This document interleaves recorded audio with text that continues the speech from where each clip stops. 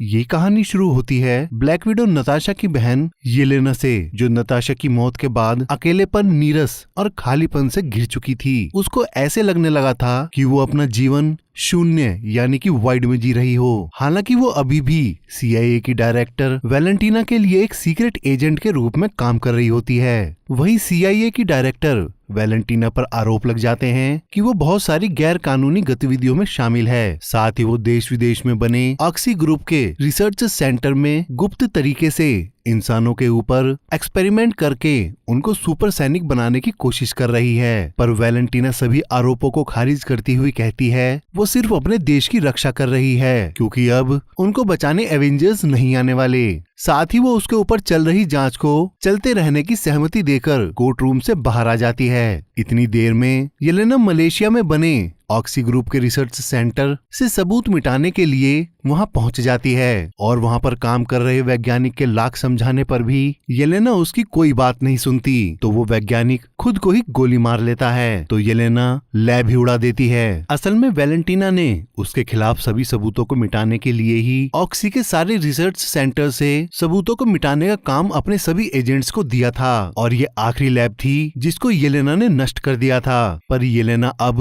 उसका और काम नहीं करना चाहती थी, तो वो 1 साल के बाद एलेक्सी से मिलने उसके घर जाती है। एलेक्सी को हमने ब्लैक विडो मूवी में देखा था। असल में एलेक्सी ने ही बचपन में कुछ साल नताशा और येलेना को पाला था, और येलेना उसे अपना पिता मानती थी। येलेना को इतना उदास और परेशान देखकर एलेक्सी उसको समझाता है कि उसको एक मकसद की जरूरत है, और इसीलिए उसको अपनी बहन नताशा के रास्ते पर चलकर एक हीरो की तरह देश और लोगों की जिंदगियां बचानी चाहिए। वहाँ से निकलने के बाद येलेना वैलेंटीना को कॉल करके आगे से खुलकर लोगों के सामने आकर काम करने के अपने इरादे के बारे में बताती है। तो वैलेंटीना उसे एक आखिरी काम गुप्त तरीके से करने को बोलकर उसको बताती है कि पहाड़ी की चोटी पर एक वेयरहाउस है जो ऑक्सी का एक बेहद एडवांस वॉल्ट है, और उसी की एक एजेंट जिसके पास गायब होने की शक्ति है वो उसको धोखा देकर वहाँ से ऑक्स की बेहद सीक्रेट चीजों को चुरा रही है। असल में वो agent Ant-Man and the Wasp की एवा यानी कि घोस्ट होती है। वैलेंटीना येलेना को चोरी हो रहे सामान का पता लगाकर उस एजेंट को खत्म करने का आदेश दे देती है। येलेना उस एजेंट का पीछा करके वॉल्ट में घुस जाती है, लेकिन वहाँ येलेना पर जॉन हमला कर देता है। ये वही था जिसको स्टीव की जगह कुछ ही समय के लिए कैप्टन अमेरिका चुना गया था, पर अपना काम सही से ना कर पाने की वजह से उसे इस पद से हटा दिया गया था, और अब सैम कैप्टन अमेरिका है। लेकिन तभी एक तीसरी एजेंट एंटोनिया, जो ब्लैक विडो मूवी में टास्क मास्टर थी, जॉन पर हमला कर देती है। तभी एवा, जो घोस्ट है, सामने आकर टास्क मास्टर पर हमला कर देती है। आपस की लड़ाई में एवा टास्क मास्टर को मारने में कामयाब हो जाती है, लेकिन उसी समय उनके सामने डरा सहमा सा बॉब नाम का एक लड़का आता है। तभी पूरा वॉल्ट अपने आप लॉक हो जाता है। ये सब होने से येलेना समझ जाती है कि वैलेंटीना ने उसके खिलाफ मौजूद सबूतों को पहले ही उनसे मिटवा दिया था, और अब सिर्फ हम एजेंट ही हैं जो उसके लिए सीक्रेट काम कर रहे थे। हम ही उसके आखिरी सबूत बचे हैं, इसीलिए उसने हम सबको एक दूसरे के हाथों खत्म करने की ये साजिश रची थी। पर अब तो वो सभी इस वॉल्ट में फंस चुके थे। साथ ही एवा के लिए वैलेंटीना ने साउंड वेव बैरियर लगाकर उसे भी वहीं कैद कर लिया था। अब वॉल्ट में फंस जाने की खबर जैसे ही वैलेंटीना को मिलती है, वो तुरंत उन सबको जलाने के लिए 2 मिनट का टाइमर लगाकर उसके फायर सिस्टम को एक्टिवेट कर देती है। तो येलेना एवा को दरवाजे से बाहर निकालने के लिए साउंड बैरियर को पावर दे रही पावर बैकअप लाइन को ढूंढ लेती है, और जॉन उसे तोड़ देता है। इससे एवा दरवाजे के पार जाकर समय रहते बाहर से दरवाजा खोलकर उन तीनों को बचा लेती है। दूसरी तरफ वैलेंटीना की असिस्टेंट मेल उन सब के बच जाने की खबर उसे दे देती है। तभी वैलेंटीना की नजर बॉब पर पड़ती है, जिसके बारे में वो कुछ नहीं जानती थी। तो वो घबरा जाती है कि आखिर वो वॉल्ट में आया कैसे। तो वो मेल से उसकी सारी जानकारी निकालने को कहती है। साथ ही स्ट्राइकर टीम को उन्हें मारने के लिए भेज देती है, लेकिन उन दोनों को पता ही नहीं होता कि उनकी गाड़ी को चलाने वाला कोई और नहीं बल्कि येलेना का पिता एलेस्की था, जो उनका सारा प्लान और वॉल्ट की लोकेशन जान जाता है। दूसरी तरफ वो तीनों बॉब से उसके बारे में पूछने पूछते हैं तो बॉब बताता है उसे कुछ भी याद नहीं, बस इतना याद है कि उसने एक मेडिकल स्टडी के लिए अपना ब्लड डोनेट किया था। उसके बाद वो सीधा वॉल्ट में जागा। जॉन को उसकी बात सच नहीं लगती तो वो उससे भिड़ जाता है, पर बॉब को छूते ही जॉन अपने आप शांत हो जाता है। तभी येलेना दोनों को अलग करके माहौल को संभाल लेती है। फिर वो बॉब को समझाती है कि हम बस एक टीम बनकर ही यहाँ से निकल पाएंगे। इतने में जॉन वहाँ बनी लिफ्ट की मीनार वाली दीवार को तोड़कर रास्ता बना देता है, लेकिन मेन पावर कट हो जाने की वजह से लिफ्ट बंद पड़ी होती है। तो जब किसी को ऊपर चढ़ने का रास्ता नहीं सूझता तभी बॉब सबको एक दूसरे की पीठ जोड़कर सारी ताकत पैरों में लगाकर एक साथ ऊपर चढ़ने की सलाह देता है और सब ऐसा ही करके धीरे धीरे ऊपर चढ़ने लगते हैं। वहीं दूसरी तरफ मेल वैलेंटीना को बताती है कि बॉब मलेशिया वाले रिसर्च सेंटर में एक वॉलंटियर था। तो वैलेंटीना कहती है जिस किसी भी इंसान पर ये एक्सपेरिमेंट हुआ था वो सभी मारे जा चुके थे, कोई नहीं बचा। तभी उसको एहसास होता है कि बॉब इस एक्सपेरिमेंट में नहीं मरा क्योंकि उस पर ये एक्सपेरिमेंट कामयाब हो गया था। इधर जॉन ऊपर चढ़ने के चक्कर में अपनी सपोर्ट छोड़ देता है। इससे बाकी तीनों नीचे गिरने लगते हैं, पर वो एक दूसरे को हवा में पकड़कर बचा लेते हैं। अब जॉन सबको धीरे धीरे ऊपर खींच लेता है। जॉन की ये हरकत किसी को पसंद नहीं आती। जॉन फिर भी बॉब का हाथ पकड़कर जैसे ही उसे ऊपर खींचता है तो जॉन शून्य के अंधकार यानी कि वॉइड से होता हुआ अपनी एक पुरानी याद में चला जाता है, जब वो अपने बच्चे और पत्नी को कोई तजव्वो नहीं देता था। तभी येलेना उसको आवाज लगाती है तो जॉन देखता है कि वो मीनार के किनारे पहुंच चुका था और नीचे गिरने ही वाला था। फिर वो जैसे ही बाहर निकलने के लिए झांकते हैं वो देखते हैं वैलेंटीना की पूरी स्ट्राइकर टीम वहां आ चुकी है। उसी समय वैलेंटीना भी वहां पहुंचकर कमांडो को बताती है कि अब उसको उन चारों को जिंदा पकड़ना है। इतने में येलेना दरवाजे के बाहर एक विस्फोट कर देती है तो स्ट्राइकर टीम की पहली टुकड़ी उनको पकड़ने के लिए अंदर आ जाती है। वहीं येलेना बॉब को समझाती है कि अगर वो उसके पीछे रहेगा तो सेफ रहेगा। इस पर बॉब उससे कहता है कि वो हमेशा से अकेला ही रहा है और अब उसको ऐसा महसूस होता है जैसे उसने कुछ बहुत ही बुरा किया है। तो येलेना उसको समझाती है कि हम सब ने ही बहुत कुछ बुरा ही किया है। इतनी देर में जॉन स्ट्राइकर टीम की पहली टुकड़ी को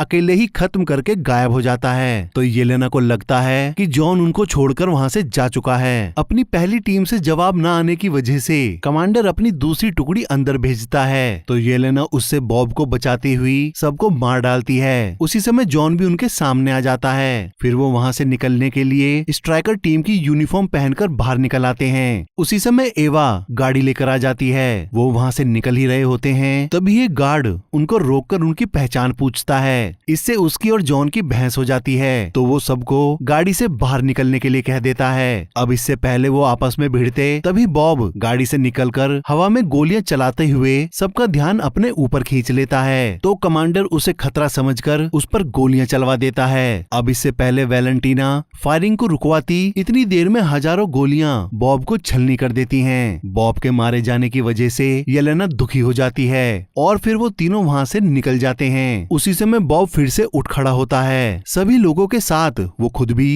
ये देखकर हैरान था कि इतनी गोलियां लगने के बाद भी उस पर एक खरोंच तक नहीं थी। अब इससे पहले सैनिक उस पर फिर से गोलियां चलाते वो बादलों को चीरता हुआ बहुत तेज रफ्तार में सीधा ऊपर उड़ जाता है और बादलों के ऊपर हवा में ही ठहर जाता है। अब इससे पहले बॉब कुछ समझ पाता वो वहीं बेहोश होकर इतनी तेजी से जमीन पर गिरता है मानो जैसे किसी ने जमीन पर मिसाइल मारी हो। उसके प्रेशर से येलेना की गाड़ी भी पलट जाती है। वो तीनों बॉब की ऐसी ताकत देखकर सोच में पड़ जाते हैं। तो येलेना एवा को रिसर्च पेपर दिखाती है जिस पर बॉब के एक्सपेरिमेंट के नोट्स थे। उससे उन्हें पता चलता है कि वैलेंटीना ने एक ऐसा महाशक्तिशाली इंसान बनाया है जिसके अंदर 100 सूरज की शक्ति है। उन नोट्स को देखकर जॉन बताता है ये सेंट्री है। ऑक्स की लैब में इस पर ही एक्सपेरिमेंट चल रहे थे पर एक्सट्रीम जाने के चक्कर में सारे टेस्ट सब्जेक्ट मारे गए और वैलेंटीना ने वही सब सबूत मिटाने के लिए मुझे वॉल्ट में भेजा था। अगली सुबह वैलेंटीना हेलीकॉप्टर की मदद से बॉब के शरीर को लिफ्ट करवा के न्यूयॉर्क में अपने नए वॉच टावर के लिए रवाना कर देती है और मेल से जल्दी उन तीनों को ढूंढकर खत्म करने को कहती है। दूसरी तरफ एलेक्सी येलेना को ढूंढता हुआ उसके पास आकर कहता है कि वॉल्ट में मत जाना, वैलेंटीना ने तुमको जलाकर मारने का प्लान बनाया है। उसके बाद येलेना के पूछने पर वो बताता है कि प्लान बनाते समय वैलेंटीना ने अपनी असिस्टेंट को वॉल्ट के कोऑर्डिनेट्स बताए थे, बस उसी की वजह से वो येलेना को ढूंढ पाया। वो सारे लोग कुछ ही दूर चले थे, तभी वैलेंटीना की स्ट्राइकर टीम 3 हमर्स के साथ उन पर गोलियां बरसा देती है। तो जॉन अपनी शील्ड से उनकी गोलियों को रोकने की कोशिश करता है, लेकिन जब बात सिर से ऊपर निकल जाती है तो येलेना गाड़ी से बाहर निकलकर एक हमर को उड़ा देती है, तो दूसरी उन पर हमला करने लगती है। तभी एक डिवाइस उस हमर पर आकर चिपक जाती है और उसके ब्लास्ट से वो हमर भी पलट जाती है। असल में बग्गी उनको बचाने के लिए वहाँ आ गया था। बग्गी तीसरी हमर की टोइंग चेन को खींचकर उसे भी पलट देता है। इससे ये सभी खुश हो जाते हैं, लेकिन तभी बग्गी अपनी डिवाइस से उनकी गाड़ी पर फायर करके उनकी गाड़ी भी पलट देता है। इतने में वैलेंटीना अपने वॉच टावर पहुंच जाती है। वो टावर कोई और नहीं बल्कि आयरन मैन टोनी स्टार्क का टावर था। वहाँ जैसे ही बॉब को होश आता है, वो वैलेंटीना को अपने सामने बैठा देख डर जाता है। तो वैलेंटीना उसको शांत कराती हुई उसको समझाने की कोशिश करती है कि उसने उसकी बेमतलब सी जिंदगी को नया जीवन दिया और जिनके साथ वो था वो सब क्रिमिनल्स थे। ये सब बात समझाती हुई वैलेंटीना बॉब को अपनेपन का एहसास कराने की कोशिश में उसका हाथ पकड़ लेती है, पर हाथ पकड़ते ही वो अंधकार में घिरकर शून्य यानी कि वॉइड में पहुंच जाती है और वो मंजर देखती है जिसमें बचपन में उसकी गलती की वजह से उसके पिता के दुश्मन ने उसके पिता की हत्या कर दी थी। फिर वो जैसे ही उस याद से बाहर आती है, वो तुरंत मेल से सुबह प्रेस कॉन्फ्रेंस अरेंज करने को कहती है। साथ ही वो उस किल स्विच को भी लाने को कहती है जिससे वो खतरा भांपकर सेंट्री प्रोजेक्ट को बंद कर सके। दूसरी तरफ बग्गी उन चारों को पकड़कर बांध लेता है और उनको बताता है कि उन्हें महाभियोग कमेटी के सामने वैलेंटीना के खिलाफ गवाही देनी है। इस पर वो उसको सारी कहानी बता देते हैं। साथ ही वो बॉब और सेंट्री प्रोजेक्ट के बारे में भी उसको सब बता देते हैं, पर बकी को उनकी बात पर विश्वास नहीं होता। तभी मेल बकी को कॉल करके वैलेंटीना के इरादों और बॉब के बारे में बताती है। तब जाकर बकी प्रोजेक्ट सेंट्री की गंभीरता को समझता है और वो तुरंत सबको आजाद करके बॉब और वैलेंटीना को रोकने के लिए उन सबको उसका साथ देने के लिए कहता है। इस पर येलेना उसको बताती है कि हम सही लोग नहीं हैं। तो बकी उनको समझाता है कि वो खुद इस दौर से गुजर चुका है जिससे वो लोग अब गुजर रहे हैं, और अगर कल उनको सिर उठाकर जीना है तो आज उनको अपने अतीत का सामना करना ही होगा। तो वो सभी उसका साथ देने को तैयार हो जाते हैं। इधर वैलेंटीना बॉब को उसकी शक्तियों को काबू करने की ट्रेनिंग देना शुरू कर देती है। इतने में बग्गी सबको एक ट्रक में बैठाकर वॉच टावर की बिल्डिंग में घुस जाता है। फिर सब मिलकर वहाँ मौजूद स्ट्राइकर टीम को जैसे ही मारते हैं, तभी वैलेंटीना स्पीकर पर बोलकर बताती है कि तुम लोग सीधा ऊपर आ जाओ, तुम्हारे लिए दरवाजे खोल कर रखे थे। तो वो सभी शांति के साथ लिफ्ट लेकर वैलेंटीना के पास आ जाते हैं। वैलेंटीना बॉब को सेंट्री की यूनिफॉर्म में उनके सामने लाकर बताती है कि सभी एवेंजर्स की शक्ति एक साथ मिलाने के बाद भी ये उनसे बहुत ज्यादा ताकतवर है। फिर वैलेंटीना उन सबको आमने सामने ऐसे लाने का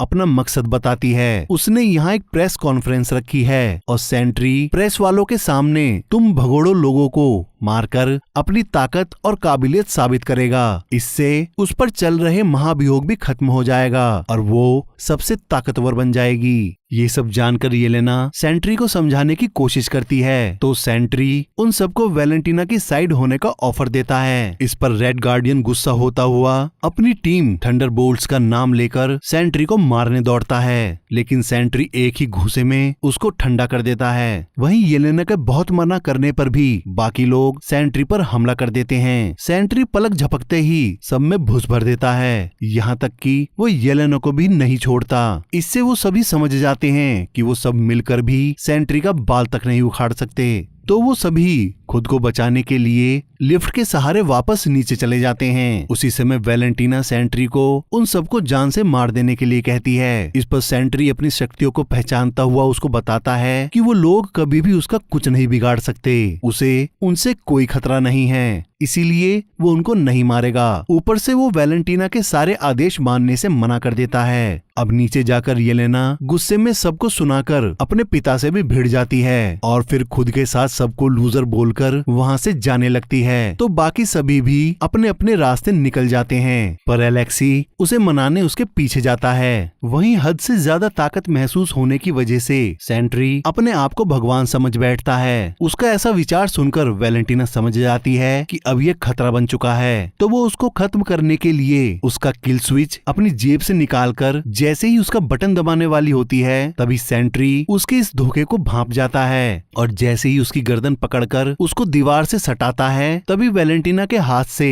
किल स्विच गिर जाता है। अब सेंट्री जैसे ही उसकी गर्दन दबाकर तोड़ने वाला होता है तभी मेल वहां आकर किल स्विच का बटन दबाकर सेंट्री को मार देती है, पर इससे उल्टा सेंट्री की विनाशकारी ऑल्टर ईगो ट्रिगर हो जाती है और वो पूरी तरह से ब्लैक शैडो यानी कि वॉइड में बदलकर हवा में आकर खड़ा हो जाता है। उसको देखकर एक सैनिक उस पर गोलियां चला देता है तो वॉइड बना सेंट्री अपनी उंगलियों के इशारे से ही उस सैनिक को भी शैडो बना देता है। साथ ही उसको मारने आए हेलीकॉप्टर में मौजूद सैनिक और पायलट को भी वो शैडो बनाकर मार डालता है, जिसकी वजह से उनका हेलीकॉप्टर बिल्डिंग से टकरा जाता है। इससे बिल्डिंग का मलबा नीचे खड़े लोगों के ऊपर गिरने लगता है। तभी एलेक्सी, येलेना और बाकी थंडरबोल्ट्स की टीम लोगों को बचाने में लग जाती है। फिर जैसे ही वो सबको बचा लेते हैं तभी आसपास खड़े लोग उनके लिए तालियां बजाना शुरू कर देते हैं। सम्मान का ये एहसास उन सभी के दिलों में खुशी की लहर ला देता है, लेकिन तभी वॉइड लोगों को शैडो में बदलना शुरू कर देता है और अपना अंधकार फैलाने लगता है। तो येलेना बॉब के अकेलेपन को महसूस करती हुई खुद को अंधकार को सौंप देती है और खुद भी छाया में बदल जाती है। ये देखकर उसका पिता दुख से तड़प उठता है। वहीं वॉइड पूरे शहर को अंधकार में डुबोने लगता है। इधर डार्क डायमेंशन में आकर येलेना जागती है और अपने बचपन में होने वाले रेड रूम के पहले टेस्ट को देखती है, जिसमें वो एक छोटी बच्ची की मौत का कारण बनी थी। वो उस मंजर को बार बार होते देखती है। फिर वो अपनी पूरी ताकत लगाकर उस याद से जैसे ही बाहर आती है तो अपनी दूसरी याद में आकर फंस जाती है, पर वो लगातार बॉब को पुकार रही होती है। तभी उसको शीशे के दूसरी तरफ बॉब दिखाई देता है, तो वो उस शीशे को तोड़कर दूसरी तरफ चली जाती है, पर वो वहाँ उसके पास पहुँचने की बजाय अपनी तीसरी बुरी याद में पहुंच जाती है। उसको फिर भी बॉब शीशे में दिखाई देता है, तो येलेना उससे बात करने की अपनी इच्छा जाहिर करती है, तो बॉब उसे अपने पास बुला लेता है। येलेना उसको ये सब रोक देने के लिए कहती है, तो बॉब उसको समझाता है कि वो मैं नहीं बल्कि उसके अंदर का अंधकार है जो उसके अकेलेपन से पैदा हुआ था, वही वॉइड है। तो येलेना बॉब की याद में उसके पिता के द्वारा उस पर किए गए शोषण को देखकर उसके पास आकर बैठ जाती है और रोते हुए बॉब को चुप कराकर अपने साथ का उसे एहसास कराती है और फिर उसको वहां से निकलने के लिए मना लेती है। लेकिन तभी वॉइड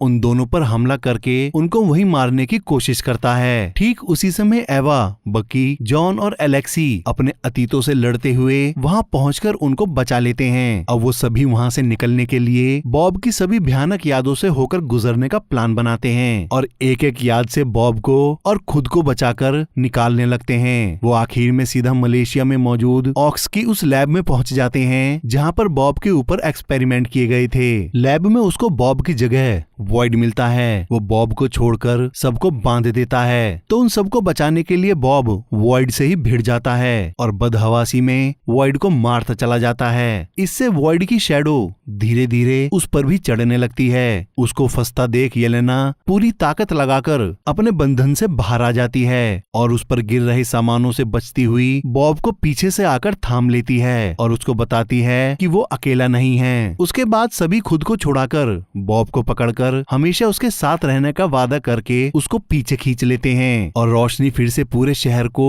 उजाले से भर देती है और जो सभी लोग शैडो बने थे वो भी वापस आने लगते हैं। साथ ही वो सभी देखते हैं कि भूलने की बीमारी की वजह से बॉब सारी घटनाओं को भूल चुका है। उसी समय सबकी नजर वैलेंटीना पे पड़ती है, तो वो सभी उसको पकड़ने के लिए आगे बढ़ते हैं, पर वैलेंटीना तुरंत पर्दे के पीछे जाकर उन सबको पहले से ही सेट की गई प्रेस कॉन्फ्रेंस में सब पत्रकारों के सामने लाकर नए एवेंजर्स की घोषणा कर देती है। ये बात थंडरबोल्ट्स की टीम को भी चौंका देती है। फिर वैलेंटीना बताती है कि वो सालों से इसी प्रोजेक्ट पर काम कर रही थी। सभी लोग नए एवेंजर्स का तालियां बजाकर स्वागत करते हैं, तो येलेना वैलेंटीना को कान में धमकी देकर अपने इस सम्मान को पाकर तसल्ली भरी गहरी सांस लेती है। दोस्तों, इसके पोस्ट क्रेडिट सीन में न्यूयॉर्क न्यू एवेंजर्स और बॉब को स्पेस से एक नए खतरे का संकेत मिलता है तो सैटेलाइट से पता चलता है वो एक विशाल स्पेसशिप है जिस पर बहुत बड़ा नंबर 4 लिखा होता है। इसका मतलब था कि फैंटास्टिक फोर वापस अर्थ पर आ रहे हैं।